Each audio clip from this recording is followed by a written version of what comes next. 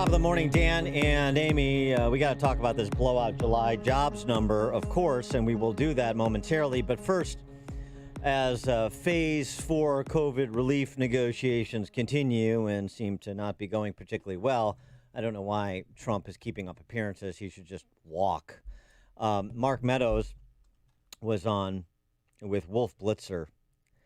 Listen to how Wolf Blitzer characterized the enhanced unemployment benefits, this argument over whether or not the $600 per week bump should continue to persist. Right. Some Republicans want $200 a week. Listen to how this is described by Wolf Blitzer. Now, again, unemployment insurance still exists and still will continue to exist, but instead of getting, half of your normal pay, it's upwards of 70%. And in many cases, the majority of cases for those unemployed, the $2,400 extra a month has them earning more unemployed than they did employed, and that seems to be a perverse way to do things for all kinds of seemingly obvious reasons to most, but not to Wolf Blitzer. Listen to how he poses this to White House Chief of Staff Mark Meadows. You said earlier that if there's not a deal with the Democrats by Friday, there won't be a deal at all. Are you really willing to tell millions of Americans who are struggling right now that there won't be a deal and they will either not be able to pay the rent, they'll be homeless, or they'll be forced to look for food and go to places simply to get free food? Well, certainly the president has been very clear on that particular issue, Wolf, and he has really charged not just Secretary Mnuchin and myself, but all Republicans to come to the table and stay engaged. But what I'm saying is by Friday, if we haven't made significant progress and we're just too far apart, the president's prepared to take executive action. And on those two items that you're talking about, making sure that eviction protection is done, he will do that with through executive action, making sure that those enhanced unemployment payments that stopped because Democrats refused to say yes just a few days ago, he will do executive actions and take executive actions to actually address those two areas to make sure that at least what he can do is take action because Congress won't. So the good news for your viewers is if Congress can't get it done, the President of the United States will. Congress can't get it done. The President of the United States will. For more on this, we're pleased to be joined by Scott the Cow Guy Shellady, a former model like Amy Jacobson. Stop it. Oh. Fox Business contributor Scott the Cow Guy Shellady. Thanks for joining us. Appreciate it. I'm now Tom Ford. Yes. So I'm Tom Ford from now on. Yes.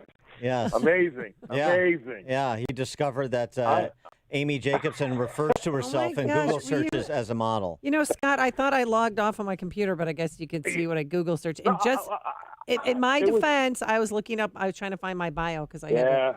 Sure. No, I had to sure, speak sure. at an event and I needed my bio, and I saw Amy Jacobson model, and I thought, oh, there's an Amy Jacobson who's a model? Oh, yeah. Let me click on it. Clickbait. Yeah. There you go. So, right. Yeah, look, the more that the more that you protest, it makes you look guiltier. So Exactly. and you'll start to refer to yourself in the third person as just model. Right. Just name. Yeah, exactly. So let's begin with what Mark Meadows said. First of all, Wolf Blitzer. If you don't get $600 a week, if you don't continue to get it, if you don't continue to make more than you were making working, then you will starve and die immediately. I mean, it's just insane. But the problem is that, of course, a lot of Republicans are cowed by that sort of rhetoric.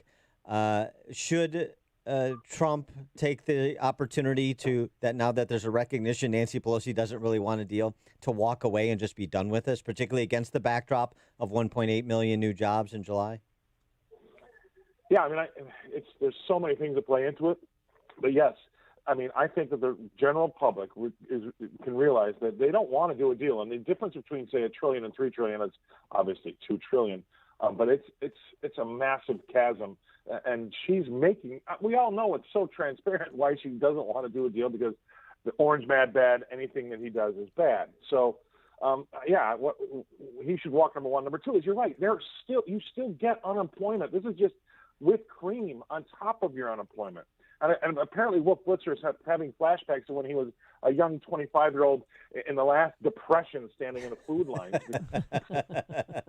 well, I mean, they predict. So, so go on, sir. No, so yeah. I mean, And the government can't be the person that's competing for all the employees. That's just not right. So that, yes, there are a lot of people out there that are making, when you put the $600 on top of it, they're making upwards of $70,000 a year annualized before tax.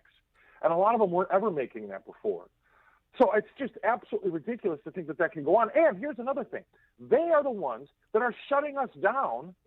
And if you shut an economy down, it's like walking into the store. You break it, you own it. Now you own it, right? Now, so they want to shut you down and still and give you all this. We don't have the opportunity. It's not an option to shut down anymore. We can't afford it. We can't continue to keep doing this. So I was against the shutdown in the first place, and I think ultimately I'll be proven correct once we get over this. Not one person can be lost to the economy. But at the end of the day, they want to shut us down and pay you to stay home, and we just don't have the money. Well, what about $200 instead of $600? What about if you still have your unemployment? So right. It's like, are we just arguing about how much whipped cream you have on your sundae? Yeah. I mean, that's really all. Yeah, it's a really important debate. Yeah. So Scott, when you were in for model Amy Jacobson on Wednesday, it's supermodel, please. We were talking about the ADP projected July jobs number of 167,000. It comes in at 1.8 million. I mean, I know ADP is often off the DOL number, but that's a big. But by a factor of more than 9x, should we buy that 1.8 million number? No, I mean it's nice to see right now, but I know that that's going to get a little bit worse here because we did. After we started sending all these people back to work, we had these governors start rolling back again, if you remember correctly. So I would expect that number. And look, we need to have a number like this for 10 months in a row to get back to scratch.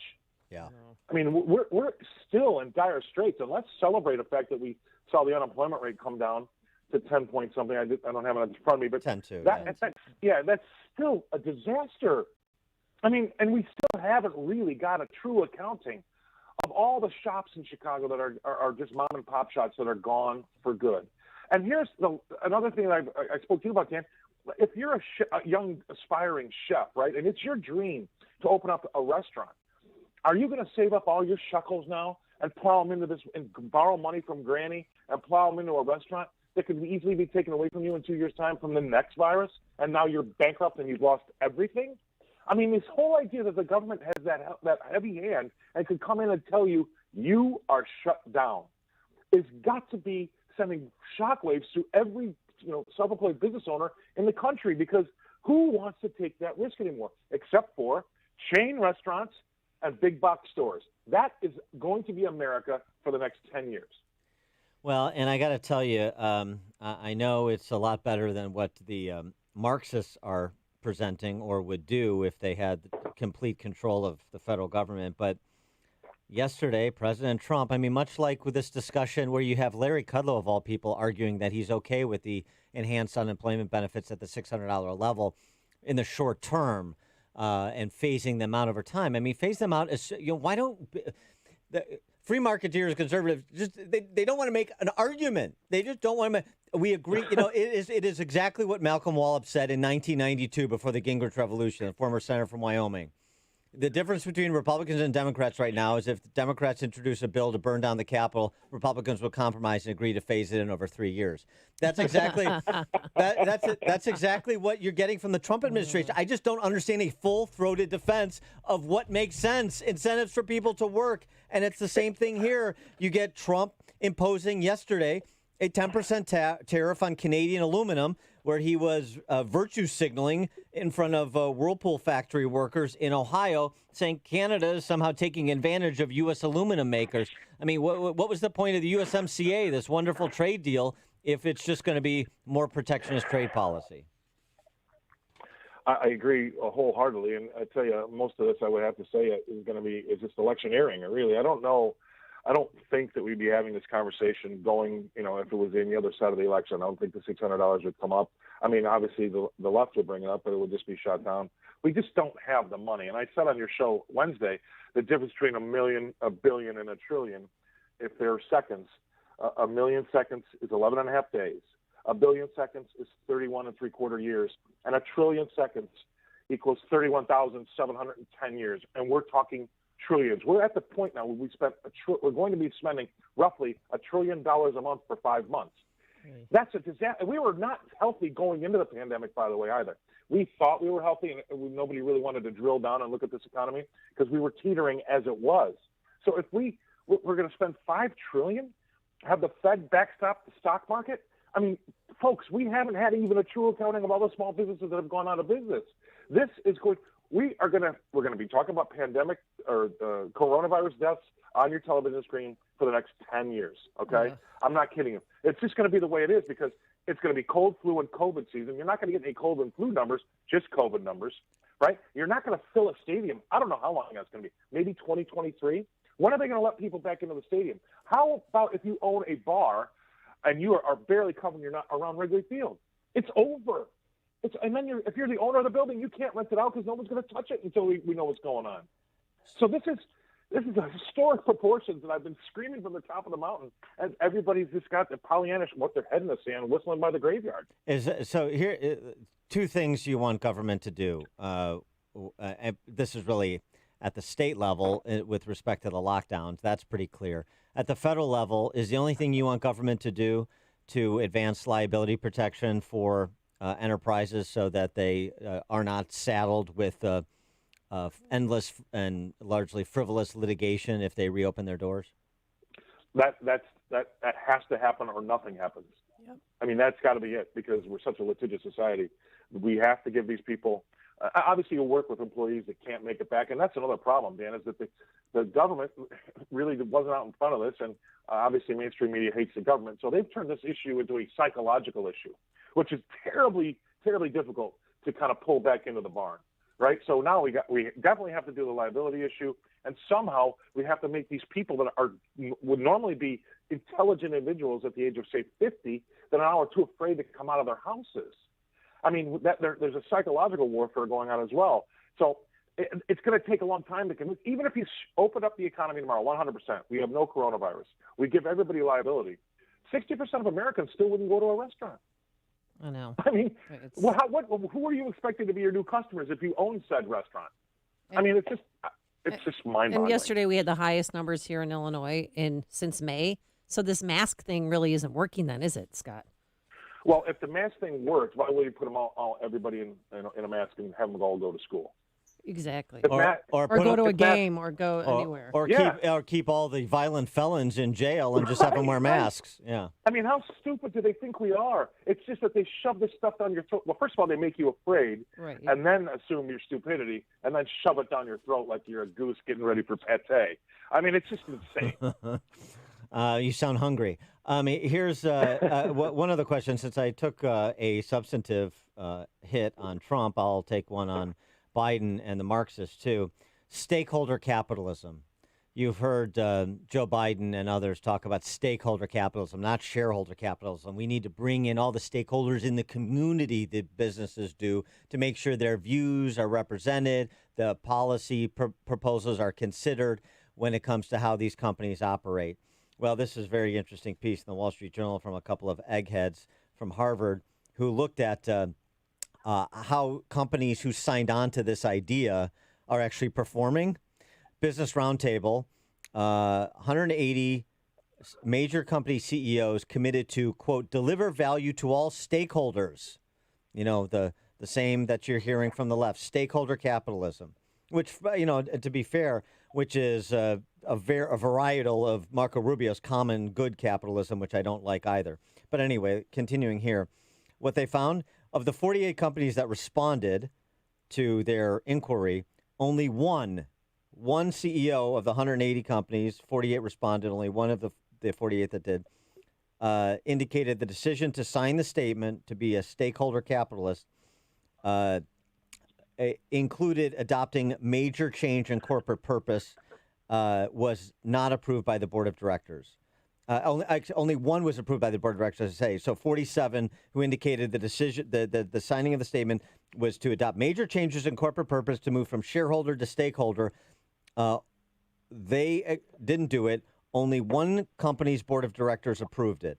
So this is mainly for show, but I mean, you know, it's also at the beginning stages of trying to transform America's economy to be more Marxist or European socialist, democratic, small d in disposition. The stakeholder capitalism movement and how that's being received. It's virtue signaling now, but we've seen a lot of things go from virtue signaling to the law, haven't we? Yeah, it's a reality, absolutely. And the problem with a lot of that stuff is, Dan, I've heard I feel like I've read and heard every argument, but there's no shared liability, right? I mean, if I buy the plant, I buy the machinery and the equipment and everything, and then I go hire the people. You can sit there and tell me as an employee, without me, this place doesn't run. Well, you're right. But if this place goes under, you walk. I have everything around my neck. It's my liability, not yours. So you don't have any liability. So if you've got shared liability, I'll give you a voice. But if you don't have shared liability, I think that changes everything. And so, Scott, we all have shared liability as global citizens. Oh, right. Okay. Right. Well, anyway, I mean, I could go on and on about it, but there is no shared liability. It's just, I want all your cream, my cream, and I don't want to have to work for it. So that's all it is. I just wish it's sort of the same frustration with the Republican Party. I just wish you'd have some corporate leaders stand up against both parties, against Marco Rubio's common good capitalism, against Joe Biden's stakeholder, and Bernie Sanders' stakeholder capitalism, which is not capitalism, which is not free markets, which is really what we're talking about. Stand up and say, this is a lie. This is poppycock, and let me explain to you how the world works and how it's going to work if it's going to work at all. Right, and I kind of like Larry Kudlow, but if this can come out of our leaders.